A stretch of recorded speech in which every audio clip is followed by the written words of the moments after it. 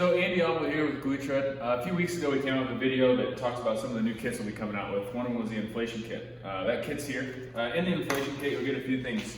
First you'll get this inflation chuck, an insulated tube, and then 2 cartridges of CO2. We're just going to show you how to use that real quick. The biggest thing you want to do when you're putting this on is make sure that you screw the inflation chuck onto the tire before you put the CO2 in. Make sure that's all the way. As you can see, this tire is pretty flat. Just gonna go ahead, so that's all the way in there now. Then I'm gonna put the CO2 cartridge into this chuck. So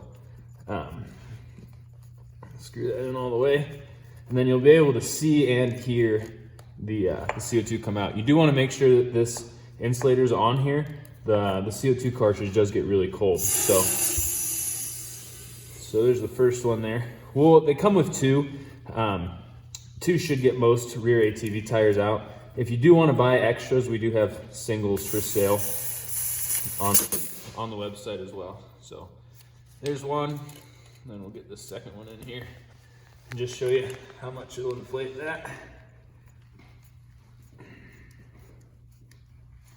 So there you go. That's 2 16-gram cartridges on the rear tire of this ATV here. So pretty simple. Like I said, you do want to make sure that you use this inflation piece.